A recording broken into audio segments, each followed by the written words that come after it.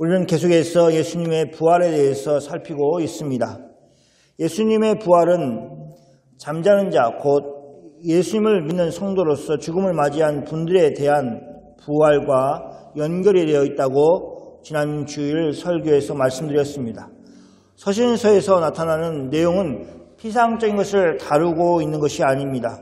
그 당시 교회가 고민하고 있는 실제적인 문제에 대해서 말하고 있습니다. 고린도 교회도 예외는 아니었습니다. 저는 개인적으로 우리 교회가 좀 더 바울이 이야기하는 성경의 진리, 즉 부활에 대해 관심을 가지길 바랍니다. 이것이 다른 사람의 이야기가 아니라 바로 우리의 이야기이기 때문에 그렇습니다. 우리가 사랑하는 사람들의 실제적인 문제입니다. 여기 계신 분들은 이제 죽음이라는 것이 멀리 있지 않다는 것을 인생을 살면서 느끼고 있습니다. 그리고 어떤 의미에서는 그 죽음을 좀 더 늦추기 위해서 힘쓰고 있는 것도 사실입니다. 그만큼 죽음을 생각하고 있다는 것입니다. 성도에게는 분명하게 죽음 너머의 삶이라는 것이 존재합니다. 그것은 우리의 인생이 죽음으로 끝나는 것이 아니기 때문입니다. 이 사실을 믿지 않으면 지금까지 이야기한 예수님의 부활도 무슨 말을 하고 있는지 알 수 없고 이해도 할 수 없습니다. 예수님의 죽음의 권세를 이기시고 다시 사셨다는 사실, 그리고 그분이 지금도 하늘보좌 우편에서 우리를 다스리고 있다는 것과 이제 성도들에게 영생을 선물로 주셨다는 사실을 우리가 고백하고 믿어야 합니다. 예수님과 우리가 영원한 삶을 산다는 것을 얘기할 때 좀 다른 것이 있습니다. 예수님은 시작이 없으신 분이십니다. 물론 끝도 없으신 분입니다. 그래서 영원하신 하나님이다 라고 얘기합니다. 그러나 우리는 분명한 시작을 가지고 있습니다. 머더스데이로 보내는데 우리의 시작은 그렇게 분명하게 있습니다. 그러나 우리의 끝은 이제 영원할 것입니다. 왜냐하면 예수 그리스도 안에서 영생을 선물로 받았기 때문에 그렇습니다. 하나님의 은혜가 아니고는 사실 이해할 수 없는 내용입니다. 왜냐하면 우리는 유한한, 즉 영원한 것을 알 수도 믿을 수도 없는 그런 존재이기 때문에 그렇습니다. 하나님이신 영원하신 하나님은 우리의 마음속에 자기가 가지고 있는 영혼이라는 속성을 사모하도록 우리를 만드셨습니다. 바라기는 우리 모두가 영원한 생명, 즉 영생을 사모하고 그것을 소유하시기를 소원합니다. 오늘은 20절 말씀부터 살펴보겠습니다. 고린도전서 15장 20절 말씀입니다. 그러나 이제 그리스도께서 죽은 자 가운데서 다시 살아나사 잠자는 자들의 첫 열매가 되셨도다. 앞에 많은 부정적인 전망과는 다르게 그리스도 예수께서 죽은 자 가운데서 다시 살아나셨다고 말하고 있습니다. 그 결과 어떤 긍정적인 것을 가지고 왔습니까? 바로 예수님이 잠자는 자들의 첫 열매가 되셨다는 것입니다. 여기에서 첫 열매는 성경적인 의미를 가지고 있습니다. 구약 성경에서 첫 열매를 하나님께 드리라는 내용들이 레위기, 민수기, 성경에서 나오고 있습니다. 그렇게 함으로 전체를 하나님이 받으신다라는 의미를 가지고 있습니다. 첫 열매를 하나님께 드림으로 인하여 수학의 그 감격이 하나님께로부터 옴을 이스라엘은 고백하였습니다. 예수님이 바로 그런 첫 열매가 되셨습니다. 마치 감나무의 첫 열매 감이 열렸을 때, 또 감을 얻게 되었을 때 그 나무가 감나무인 줄 알고 계속해서 그 나무에서 감을 수확하겠구나 하는 것을 아는 것 같이 우리는 부활의 첫 열매 되신 예수님을 봄으로 예수님을 통해서 믿는 자들의 부활을 알 수 있고 믿을 수 있게 되는 것입니다. 예수님은 어떤 첫 열매인지 설명을 더해주고 있습니다. 21절과 22절 말씀입니다. 사망이 한 사람으로 말미암았으니 죽은 자의 부활도 한 사람으로 말미암는도다. 자, 22절은 같이 하겠습니다. 아담 안에서 모든 사람이 죽은 자 같이 그리스도 안에서 모든 사람이 삶을 얻으리라. 앞절 21절 말씀을 22절이 더 자세하게 풀어놓았다라고 볼 수 있습니다. 하나님이 만든 세상은 원래 사망이 없었습니다. 사망이 세상에 들어온 것은 아담이 하나님의 말씀을 따르지 않고 불순종하는 죄를 지었기 때문입니다. 먹는 날에는 정령 죽으리라 라고 말씀하신 그 말씀을 엄중한 말씀으로 듣지 않고 가볍게 들어서 그가 선악을 알게 하는 나무의 열매를 먹었습니다. 그리고 그 일로 사망이 세상에 들어왔습니다. 사망이 한 사람 아담으로 인해서 들어온 것입니다. 아담이 인류의 대표였기 때문에 그렇습니다. 죽은 자의 부활도 한 사람 예수 그리스도로 말미암았습니다. 그것은 예수님이 제2의 아담이 되셔서 믿는 자들의 대표가 되셨기 때문입니다. 아담의 후손들은 아담으로 말미암아 모든 사람이 죽게 되었습니다. 그런 것처럼 예수님을 믿는 모든 그리스도인들은 예수님 안에서 삶을 얻을 것입니다. 즉 예수님이 죽은 자 가운데서 살아나심으로 인하여 부활의 첫 열매가 되신 것처럼 그리스도인들도 삶을 얻을 것입니다. 이 일에는 차례가 있어서 먼저는 첫 열매이신 예수님께서 그렇게 부활하셨습니다. 다음에는 예수님이 강림하실 때에 그리스도에게 속한 자들이 부활을 할 것입니다. 그래서 성도들의 부활은 그리스도의 강림, 즉 예수님의 재림과 관련이 있습니다. 예수님이 다시 오실 때에 성도들의 부활도 있을 것입니다. 성경은 예수님이 강림하실 때에 대하여 더 자세하게 설명하고 있습니다. 24절 말씀입니다. 그 후에는 마지막이니 그가 모든 통치와 모든 권세와 능력을 멸하시고 나라를 아버지 하나님께 바칠 때라. 그 후에는 마지막이니 에서 마지막은 헬라어 언어에서는 세상 끝이라는 것을 말합니다. 세상 끝, 즉 우리가 아는 종말을 말하는 것입니다.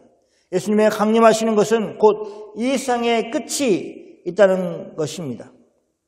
예수님은 모든 통치와 모든 권세와 능력을 멸하실 것입니다. 하나님을 대적하였던 모든 원수들을 멸하시고 최종적인 심판을 행하실 것입니다. 그렇게 원수들을 멸하는 능력을 예수님은 세상 가운데서 보이실 것입니다. 이것은 예수님이 십자가에서 우리를 위하여 죽으실 때의 모습과는 완전히 다른 모습입니다. 그때는 아버지 하나님의 뜻을 위하여 이루시기 위하여 십자가에 죽기까지 순종하는 모습을 우리는 보았습니다. 어린 양의 모습. 그러나 다시 오실 예수님은 그때 아버지 하나님께서 주신 모든 권세와 모든 능력을 가지고 이 세상을 심판하시는 심판주로 오실 것입니다. 그렇게 능력이 많으시면서도 마지막에는 나라를 아버지 하나님께 바치는 모습을 보이심으로 삼위 하나님이 어떻게 함께 일하시는가 하는 것을 알 수 있습니다. 예수님이 하나님 아버지와 동등된 능력을 가지시고 동등된 것을 가지고 있음에도 불구하고 하나님 아버지를 인정하고 아버지 하나님께 그 나라를 바치는 모습을 통해서 삼위 하나님께서 어떻게 함께 일하시는가 하는 것을 성경은 드러내고 있습니다. 예수님이 다시 오셔서 모든 통치와 모든 권세와 능력을 멸하시는 심판의 주로 오시기 전에 과연 성도들은 어떻게 살아야 합니까? 그것에 대해서 사도 바울은 25절과 26절에 말하고 있습니다. 그가 모든 원수를 그 발 아래에 둘 때까지 반드시 왕노릇 하시리니 26절은 같이 읽겠습니다. 맨 나중에 멸망받을 원수는 사망이라. 예수님이 모든 원수를 그 발 아래에 둘 때까지라는 표현은 구약적인 표현으로 완전한 승리를 말하는 것입니다. 옛날에는 적의 장수를 잡아와서 그 사람의 머리를 발로 밟는 것으로 인해서 자신이 승리한 것을 선포하는 의식을 가졌습니다. 그래서 이 표현은 바로 예수님이 완전한 승리를 이루셨다는 것을 표현하는 것입니다. 그 발 아래에 둘 때까지, 그가 모든 원수를 그 발 아래 둘 때까지가 그런 표현입니다. 그런데 바울은 그 일 이후로 예수님이 왕노를 하신다고 말하고 있지 않습니다. 그럼 일이 있을 때까지 예수님이 왕노를 하신다고 표현하고 있습니다. 그리고 그 사실에 대해서 강조하기 위해서 반드시 왕노를 하시리니 라고 말하고 있습니다. 이 말이 무슨 뜻입니까? 예수님은 계속해서 왕으로서 다스리고 계신다는 것을 얘기합니다. 그래서 우리는 그리스도인은 고백해야 합니다. 예수님이 하늘 보좌 우편에 앉으셔서 우리를 지금도 다스리고 계신다고 고백해야 합니다. 언제까지? 주님이 모든 원수를 그 발 아래 둘 때까지 그렇게 하실 것입니다. 그러므로 성도는 두려워할 필요가 없습니다. 예수님이 다스리시는 그 일이 멈추지 않고 있습니다. 자기 백성을 위하여 일하시는 일을 멈추지 않고 있습니다. 우리는 다 그분의 다스림 가운데 있습니다. 그러므로 성도는 안심해야 됩니다. 예수님은 모든 원수를 그 발 아래에 두실 것입니다. 그리고 그때 모든 원수 중에 하나, 바로 사망이 있습니다. 바울은 맨 나중에 멸망받을 원수를 사망이라고 합니다. 그것은 가장 강력하게 사람을 괴롭히는 것이었기 때문입니다. 예수님은 그 사망까지도 자신의 발 아래 두실 것입니다. 사망에 대하여 최종적인 승리를 선언하셨습니다. 이미 예수님 자신이 사망에 대하여 승리를 선언하시고 사망 권세를 깨뜨리고 다시 살아나셨습니다. 그런데 이제 다시 예수님이 오실 때에는 모든 성도를 괴롭게 하였던 사망을 완전히 물리치실 것입니다. 더 이상 그 유력을 떨치지 못하도록 하실 것입니다. 즉 사망이 더 이상 역사하지 못하게 될 것입니다. 그것이 바로 성도가 영생을 한다는 말과 같은 의미입니다. 부활을 믿는 것은 성도들에게 어떤 유익을 줍니까? 사도 바울은 세 가지에 대해서 이야기를 하고 있습니다. 첫 번째는 세례를 받게 된다는 것입니다. 29절 말씀입니다. 만일 죽은 자들이 도무지 다시 살아나지 못하면 죽은 자들을 위하여 세례를 받는 자들이 무엇을 하겠느냐? 어찌하여 그들을 위하여 세례를 받겠느냐? 사람들이 세례를 받는다는 것입니다. 세례는 예수님을 믿고 이제 제가 이 세상에 대해서는 죽고 예수님 안에서 다시 살겠습니다. 라고 하는 고백을 담고 있습니다. 그래서 물에 들어가서 세례를 받을 때 우리는 그런 마음으로 제가 지금까지 살았던 그 짙은 세상을 다 내려놓고 이제 새 사람으로 새 생명으로 살겠습니다라고 고백을 하는 것입니다. 죽은 사람들이 다시 살아날 것을 믿기 때문에 이렇게 하고 있다고 사도 바울은 말하고 있는 것입니다. 부활의 소망과 세례를 받는 것은 연관이 있습니다. 부활의 소망이 있기 때문에 세례를 받는 것입니다. 초대 기독교에서 세례에 대해 가지고 있는 생각이 있었습니다. 그것은 세례를 받고 나서 죄를 범하면 하나님이 용서하지 않는다는 생각이었습니다. 여기 앉아 계신 분들이 다 이제 세례를 오래전에 받으시지 않았습니까? 만약 그분들의 생각대로 하면 세례를 받고 나서 아무런 죄를 범하면 안 됩니다. 다들 그렇게 살고 계십니까? 우리가 안 되죠. 그분들도 안 됐습니다. 그래서 어떻게 했느냐?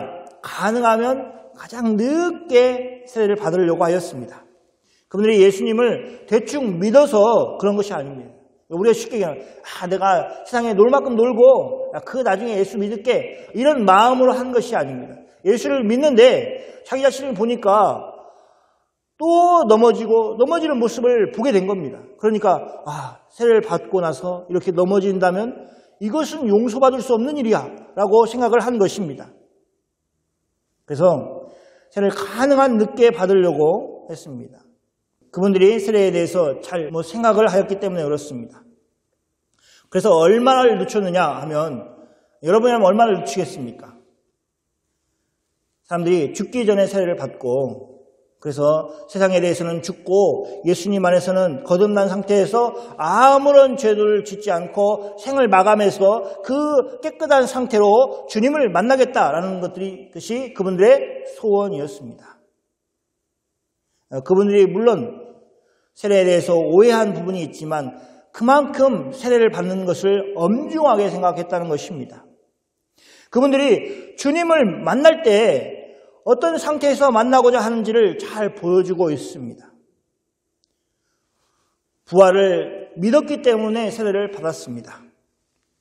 세례를 받고 내가 이 세상에 대해서는 다 죽고 주님이 주신 그 깨끗함을 가지고 예수님께 가겠다는 마음으로 그렇게 하는 것입니다. 여기 앉아 계신 분들은 세례를 다 받으셨는데 이처럼 세례를 받았을 때의 그 부활의 소망을 다 가지고 있는지를 묻고 싶습니다. 그리고 지금이라도 세례를 받은 성도로서 부활의 소망을 늘 품고 사시는 여러분이 되시기를 축원합니다. 두 번째는 복음을 위해서 위험도 무릅쓰게 되었습니다. 부활을 믿었기 때문에 그런 것이죠. 30절과 31절 말씀입니다. 또 어찌하여 우리가 언제나 위험을 무릅쓰리요. 31절 같이 읽겠습니다. 형제들아 내가 그리스도 예수 우리 주 안에서 가진 바 너희에 대한 나의 자랑을 두고 단언하노니 나는 날마다 죽노라. 사도 바울은 복음을 전파하기 위해서 온갖 어려움을 겪었습니다. 그런 위험에도 불구하고 하나님이 그에게 맡기신 일을 감당하는 것을 멈추지 않았습니다. 그가 겪은 위험은 죽을 수도 있는 그런 위험이었습니다. 그리고 목숨을 잃지는 않겠지만 그와 비슷한 어려움 가운데 놓일 때가 많았습니다. 사도 바울이 그렇게 복음을 위하여 위험을 무릅쓰고 일하였던 것은 이 세상이 전부가 아니고 부활이 있기 때문이라는 것을 믿었기 때문에 그렇습니다. 사도 바울은 자신의 상황을 고린도 교회에게 말하면서 단언한다고 말하고 있습니다. 그러면서 나는 날마다 죽노라 라고 말하였습니다. 자신에게 오는 위험들이 잠깐 있는 것이 아니라 계속되고 있음을 말하고 있습니다. 고린도 교회가 사도 바울이 어떤 삶을 살았는지를 잘 알고 있습니다. 그래서 사도 바울이 단언하는 나는 날마다 죽노라 라는 말이 어떤 의미인지 또 어떤 상황을 두고 하는 말인지 잘 알았을 것입니다. 그러나 사도 바울은 조금도 두려워하지 않고 그 일을 행하고 있음을 말하고 있습니다. 사도 바울은 고린도 교회에 대해서 어떻게 생각을 하는지 하는 것을 보여주는데 이렇게 표현하고 있습니다. 내가 그리스도 예수 우리 주 안에서 가진 바 너희에 대한 나의 자랑. 고린도 교회에 대해서 사도 바울은 예수님 안에서 바울 자신의 자랑이라고 생각하였습니다. 그런데 그런 그가 나는 날마다 죽노라고 말하므로 바울의 진심을 고린도 교회가 받아줄 것을 말하고 있습니다. 날마다 죽노라. 그렇게 위험 가운데 놓여 있지만 내가 그 일을 한다. 왜냐하면 내가 부활을 믿기 때문이다 라고 말하는 것입니다. 이처럼 나는 날마다 죽노라고 하였다는 것은 사도 바울은 물론 많은 어려운 위험 가운데 놓인 적이 많지만 꼭 그것만을 이야기하는 것은 아님을 우리는 헤아릴 수 있습니다. 사도 바울이 다른 성경에서 언급한 것처럼 강의 위협과 강도의 위험과 동족의 위험과 또 이방인들의 위험뿐 아니라 하나님의 부르심 그 일을 하기 위해서 하나님의 복음을 전하면서 겪는 모든 크고 작은 위험을 전부 포함하고 있습니다. 그러므로 사도 바울이 나는 날마다 죽노라라고 말을 하는 것입니다. 이 말에는 역설이 있습니다. 사도 바울이 날마다 죽습니다. 그리고 그리스도 안에서 날마다 다시 사는 것입니다. 이렇게 말하면 부활이라는 것이 저 예수님이 오실 때에 일어나는 일이 아니고 예수님의 재림 때에 일어나는 일만이 아니라는 것을 알 수 있습니다. 영적으로는 매일 일어나야 하는 것이 부활인 것입니다. 그래서 우리가 부활의 신앙으로 살라라는 것이 그것입니다. 그리스도인은 세상적이고 육체적인 것을 날마다 죽이고 그래서 예수 안에서 영적으로 거듭나는 것이 성도들이 추구해야 될 일이라는 것입니다. 아침에 일어나서 내가 오늘 또 이렇게 하나님이 하루를 주셨구나 라고 우리의 어떤 몸을 확인하는 것뿐만 아니라 내가 그리스도 안에서 거듭난 자로서 영적으로 거듭난 삶을 살기를 구하고 기도하며 나가야 합니다. 혹시 오늘도 죽지 않아서 싸움이 일어나지는 않았습니까? 오늘도 죽지 않아서 다른 사람의 마음을 상하게 하지는 않았습니까? 사도 바울처럼 날마다 죽어야 그리스도 예수가 우리 안에서 살고 사람을 살리기도 하고 사람을 구원하는 일이 우리를 통해서 일어날 수 있습니다. 본인 성질을 다 부리면서 다른 사람이 예수님을 믿게 하는 일을 할 것이라고 생각하는 것은 어리석은 생각입니다. 절대 그런 일은 일어나지 않습니다. 예수님처럼 자신을 낮추고 사람을 섬겨야 합니다. 그래야 그리스도의 향기가 우리를 통해서 우리의 이웃에게 전달될 수 있습니다. 마지막 세 번째, 선한 행실을 하게 합니다. 무엇이요? 부활을 믿을 때 그렇게 선한 행실을 한다는 것입니다. 32절 말씀을 보겠습니다. 내가 사람의 방법으로 에베소에서 맹수와 더불어 싸웠다면 내게 무슨 유익이 있으려? 죽은 자가 다시 살아나지 못한다면 내일 죽을 터이니 먹고 마시자 하리라. 앞에 부분은 사도 바울이 실제 에베소에서 맹수와 더불어 싸웠다는 것을 말하는 것은 아닐 것입니다. 실제 그런 일들이 있었습니다. 초대교회 성도들은 맹수에게 던져지는 일들이 있었습니다. 여기서 얘기하는 것은 맹수와 같은 대상을 이야기하는 것입니다. 그런 대상은 에베소 교회를 어지럽히는, 즉 하나님의 복음에 원수된 사람들을 가리킵니다. 여기서 이야기하고자 하는 것은 사도 바울이 그 일에 대해서 사람의 방법으로 하지 않았다는 것입니다. 사람이 맹수와 싸우려면 어떻게 해야 합니까? 체력을 키워야겠죠. 그리고 좋은 무기를 가지고 있어야 될 것입니다. 또 자기 몸을 보호하는 그런 보호 도구들을 써서 자기 몸을 보호해야 될 것입니다. 이런 식으로 준비를 해야 됩니다. 이것이 다 자신을 보호하고 자신을 드러내는 모습인 것입니다. 그러나 바울은 그런 식으로 사람의 방법으로 하지 않았다는 것입니다. 자신을 드러내는 방법을 사용하지 않았습니다. 어떻게 보면 무기력하게 당하는 것 같은 방법을 사용했습니다. 그렇게 할 수 있었던 것은 바로 부활이 있다는 것을 믿었기 때문입니다. 바보처럼 맨날 당하고 속 좋은 사람처럼 또 그렇게 당하고도 웃고 그렇게 사는 방법이 여기서 얘기하는 사람의 방법으로 살지 않았다는 것을 이야기하는 것입니다. 여기서 죽은 자가 다시 살아나지 못한다면 내일 죽을 터이니 먹고 마시자라고 하는 사람들이 있다고 얘기하고 있습니다. 내일 죽을 터이니 우리는 실컷 즐기자라고 하는 쾌락주의가 나올 수 있습니다. 내일 죽으니 오늘 무엇을 한들 무슨 의미가 있겠느냐라고 여기는 허무주의가 나옵니다. 참 대단하죠. 한 가닥에서 두 가지 전혀 다른 모습이 나옵니다. 쾌락을 즐기는 사람들, 또 허무에 빠지는 사람들, 이 두 그룹이 다 한 뿌리에서 나오고 있습니다. 내일 죽을 터이니 오늘 실컷 즐기자. 내일 죽을 터이니 오늘이 무슨 의미가 있겠냐 하는 것입니다. 바로 이런 사람들이 실제로 버리는 것이 있습니다. 그것은 바로 선한 행실입니다. 사도 바울은 그것을 지적하고 있습니다. 33절과 34절 말씀입니다. 속지 말라. 악한 동무들은 선한 행실을 더럽히나니 34절 같이 읽겠습니다. 깨어 의를 행하고 죄를 짓지 말라. 하나님을 알지 못하는 자가 있기로 내가 너희를 부끄럽게 하기 위하여 말하노라. 사도 바울은 그들의 주장에 대해서 속지 말라고 경고하고 있습니다. 그들의 주장은 거짓이니까 속지 말라는 것입니다. 내일 죽을 터이니 오늘 먹고 마시자라는 것은 어디에 근거를 두는 것입니까? 죽은 자가 다시 살아나지 못한다는 잘못된 생각에서 나온 것입니다. 이렇게 부활을 믿지 않는 사람은 자신의 삶에 악 영향을 주고 있습니다. 악한 동무들은 선한 행실을 더럽힌다는 것이 무슨 뜻입니까? 먼저 동무라고 했을 때는 친하다는 것을 얘기합니다. 친한데 그냥 친하기만 하면 좋은데 악한 동무입니다. 그래서 그 동무에게 영향을 받습니다.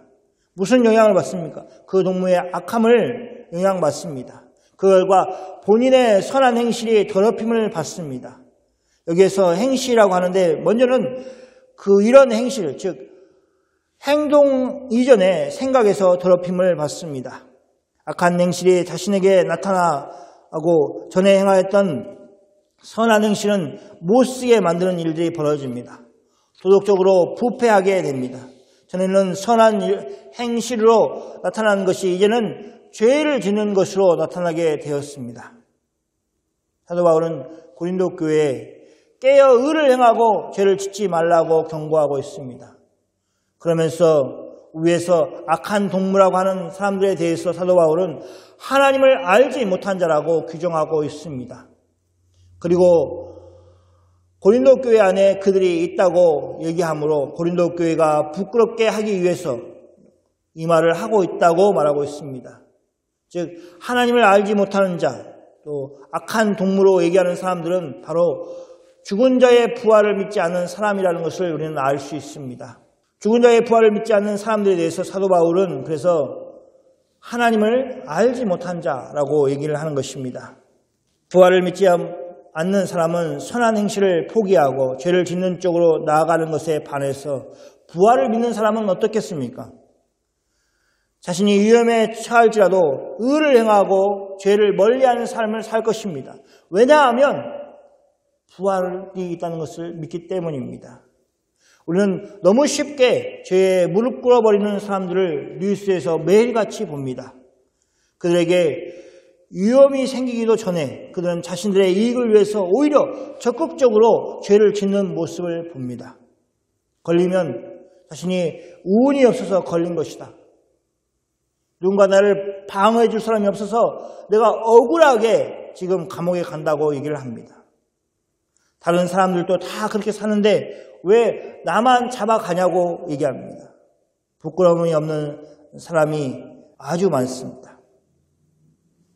성도 여러분, 우리는 그런 삶을 살도록 부르심을 받지 않았습니다. 우리는 위험 속에서도 하나님의 뜻을 따라서 살고 하나님의 이름을 영광되게 하는 삶을 살도록 부르심을 받았습니다. 그렇게 살 수 있게 성령 하나님이 끊임없이 우리에게 부활신앙을 심어주고 있습니다.